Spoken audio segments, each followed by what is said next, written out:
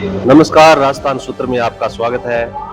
दौर चुनाव का है और इस चुनावी दौर में हम आपसे राजनीतिक जो रुचि रखते हैं, राजनेता होते हैं, उनसे हम रूबरू करवाते हैं। तो इसी कड़ी में पल्लू का एक उभरता हुआ कामरेड केशव पंसारिया, जो माकपा विचारधारा का व्यक्ति है और अपने आप में यहाँ के स्थानीय रूप में एक प्रतिभा है।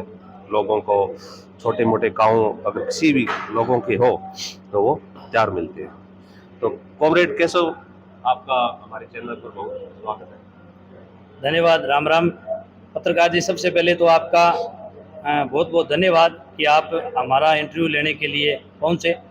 तो आपका तहे दिल से बहुत बहुत धन्यवाद। यहाँ तीसरे आप विकल्प में हैं, माकपा के रूप में, कामरेड के रूप में पहचान रखते हैं, तो यहाँ पर आपका कितना वर्चस्व है? भाई साहब, मैं आपको बता देना चाहता हूं कि मैं 2014 से छात्र राजनीति में जुड़ा हुआ हूं, एसएफआई से जुड़ा हुआ हूं और एसएफआई से राजनीति कर रहा हूं।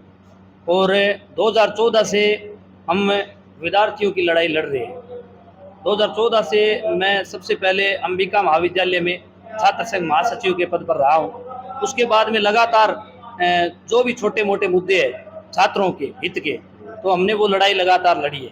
मैं पत्रकार भाई साहब आपको बता देना चाहता हूँ कि हमने एक बार कोरोना काल में जो विश्वव्यापी कोरोना महामारी आई थी, उस टाइम जब प्रमोट को लेकर हमने लगातार 3 दिवसीय तहसील के आगे धरना लगाया था और उसके बाद भी कई आंदोलन हमने किए थे। कोरोना काल में कॉलेजें बंद थी और हमने पल्लू क्षेत्र में फीस माफी के भी आंदोलन किए थे। हमने लगातार पल्लू कॉलेज में 3 कॉलेज है, महाविद्यालय है, उनकी फीस माफी के लिए 30% फीस माफी के लिए आंदोलन किया था और लगातार 2.5 घंटे पल्लू रोड, अर्जन्स रोड जाम की थी और हम पर मुकदमे भी लगे थे। और रात 11 बजे तीनों डायरेक्टरों ने पल्लू थाने में आकर लिखित में दिया था, 30% फीस माफ करवाई थी। और हमने उसके बाद में भी किसानों के मुद्दों पे लड़ाई लड़ी थी। कोरोना काल में राजस्थान सरकार द्वारा बिजली के बड़े बड़े बिल आए थे, रेट बढ़ा दिए थे। राजस्थान सरकार में इन्होंने वादा किया था कि जैसे ही हमारी सरकार बनेगी हम 10 दिन में कर्ज माफ कर देंगे और बिजली के रेट नहीं बढ़ाएंगे। फिर भी राजस्थान सरकार ने बिजली के रेट कई दफ़ा बढ़ाए और उस टाइम बिजली के बड़े बड़े बिल आए तो हमने एक आंदोलन लड़ा था। गांव गांव पे पल्लू क्षेत्र के 30 गांव में जा जाकर हमने नुक्कड़ सभा की। उसके बाद में एक बड़ी महापंचायत की। हमने उस आंदोलन को लंबा चलाया। हमने लगातार 15 दिवसीय लगातार पल्लू तहसील के आगे धरना लगाया रखा। हमने 7 सूत्री मांगों को लेकर आंदोलन लड़ा था। उसमें हमारी जो प्रमुख जो मांग थी वो पल्लू में राजकीय महाविद्यालय खोलना और पल्लू में कृषि मंडी खोलना और फिर ये जो बिजली बिलों में जो बढ़ोतरी है रेट की, उसको कम किया जाए, बिजली बिल माफ किया जाए। इन मुद्दों को लेकर हम कई 7 सूत्री मांगों को हमने लगातार धरना लगाया। और हमारी एक जो अभी जो बड़ी मांग थी पल्लू में राजकीय महाविद्यालय, ये हमारी अभी ये पूरी हुई है। हमें ये हमारे संघर्ष के बल पर पल्लू में राजकीय महाविद्यालय आया है। लोगों की उम्मीद थी कि पल्लू में राजकीय महाविद्यालय खोला जाए, जिससे कि पल्लू हनुमानगढ़ जिले से, जिससे कि 3 जिलों का कॉन्टेक्ट, यहाँ 3 जिले के विद्यार्थी यहाँ पढ़ सके। गंगानगर जिला, हनुमानगढ़ जिला और चूरू जिला, तीनों जिलों के विद्यार्थियों को, बीकानेर भी अपने पास, हाँ बीकानेर भी पास है, चारों जिलों को यहाँ विद्यार्थियों को फायदा मिले। हमने ऐसे कई आंदोलन 2014 से छात्रों के लिए लगातार लड़ रहे हैं और हमेशा एसएफआई से राजनीति कर रहे हैं। एसएफआई में जिला उपाध्यक्ष रहते हुए हमने वहाँ से रिटायरमेंट लिया है और अभी हम पार्टी में काम कर रहे हैं। मार्क्सवादी कम्युनिस्ट पार्टी में अभी विधानसभा चुनाव में हम जोन प्रभारी है, यहाँ के इंचार्ज है और हम लगातार किसान, मजदूर और नौजवानों की आवाज़ को पल्लू क्षेत्र में बुलंद करने का काम करते हैं। आपकी राजनीतिक शुरुआत आपने बता दी, स्कूली छात्र के रूप में आपकी राजनीतिक शुरुआत हुई है, तो राजनीति का विचार कहाँ से आया आपको और आप किसे राजनीतिक रूप में आइकन मानते हैं? भाई साहब, राजनीतिक का विचार जब मैं कॉलेज में पढ़ता था तब कॉलेजों में जैसे समस्याएं मैंने देखी। कॉलेजों में बहुत सी समस्या होती है। जो आजकल जो अभी देख लो, वर्तमान में जो अभी जो पेपर लीक के प्रकरण चल रहे हैं और भी कई सारे प्रकरण चल रहे हैं। छात्रों की जो लगातार जो छात्र तैयारी करता है, बाहर रहकर खर्चा लगाता है, तैयारी करता है, फिर भी पेपर लीक हो जाता है। ये जो नीतियां सरकार द्वारा जो लागू होती है, तो कहीं ना कहीं सभी जो ये जो विद्यार्थी की जो नीतियां हैं, सब चीज़ राजनीति तय करती है। तो क्यों न राजनीति हम हमारी खुद तय करें? भाई, राजनीति करने का हमें भी तो अधिकार है। इस सोच को लेकर और हमने लोगों की सेवा का मन बना लिया कि लोगों की सेवा करनी है। इसी बात को लेकर हम राजनीति में उतरे हैं और हमारी कोई पुश्तैनी राजनीति नहीं है भाई साहब। हमने खुद ने अपने धरातल से राजनीति स्टार्ट की है और धरातल से अभी लड़ रहे हैं और लगातार लड़ाई को जारी रखेंगे भाई साहब। आप प्रेरणादायक राजनीति में किसे मानते हैं? भाई साहब मैं प्रेरणादायक में हमारे जो है नौर विधानसभा से कामरेड मंगेश चौधरी को मानता हूँ, उनको अपना आइकॉन मानता हूँ।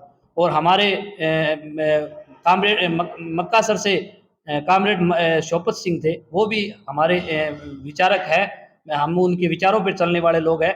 बाबा साहब भीमराव अम्बेडकर और भगत सिंह को मानने वाले लोग हैं।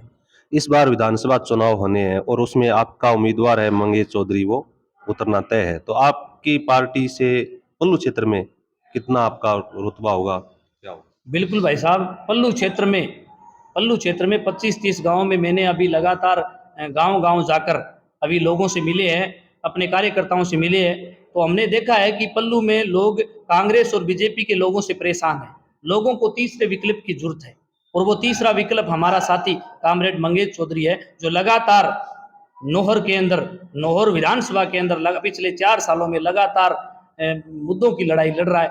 लगभग पूरे हनुमानगढ़ जिले के अंदर 2200 कुछ ये कुर्कियाँ निकलती, जमीन की कुर्कियाँ निकलती, एक भी कुर्की जमीन की नीलाम नहीं हुई है। हमारे साथी ने लगातार लड़ाई को जारी रखा है और हर मुद्दे पर किसान, मजदूर और नौजवानों के लिए हमेशा हमारा साथी तत्पर रहा है। हमारे पल्लू क्षेत्र में भी एटा सिंगरासर माइनर को लेकर और अन्य और भी आंदोलनों को लेकर हमारा साथी लगातार लड़ा है। तो निश्चित तौर पर पल्लू क्षेत्र के लोगों की भावना है कि तीसरा विकल्प जनता अब की बार चुनेगी और कांग्रेस और बीजेपी लोगों को नकारने का काम करेगी, क्योंकि ये लगातार ये लूट मचाने का काम कर रही है, एक बार कांग्रेस और एक बार बीजेपी। अभी जो हमारे वर्तमान विधायक है अमित जी चाचान, उन्होंने इस कार्यकाल में हमने देखा है कि इतनी बड़ी मतलब इस पल्लू क्षेत्र में जो पेड़ों की कटाई है वो सर्वाधिक की गई है, सबसे ज्यादा पेड़ काटे गए।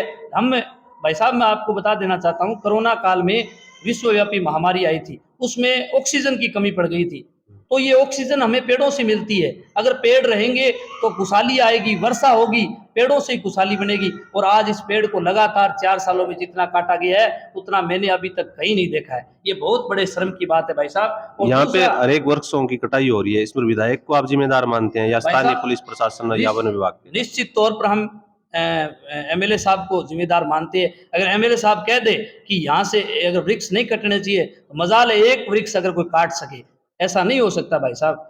तो मैं आपको एक और भी बता देना चाहता हूँ कि हमारे जो दूसरे जो विपक्ष के उम्मीदवार थे अभिषेक जी मटोरिया, उनको 82,000 वोट आए थे और पिछले 4 सालों में उन्होंने एक बार भी जनता के बीच में नहीं गए और उन्होंने उनके जो कार्यकर्ता थे 82,000 वो लावारिस हो गए हैं, मतलब उनका कोई भी काम नहीं हो रहा है। तो मैं कहना चाहता हूँ ये कांग्रेस और बीजेपी दोनों मतलब इनको नकारने का काम करेगी जनता और पल्लू क्षेत्र में तीसरा विकल्प चुनेगी जनता। बिल्कुल, आपका बहुत बहुत धन्यवाद। हमारे साथ थे पल्लू के उभरते हुए नेता कॉमरेड केशव पंसारिया।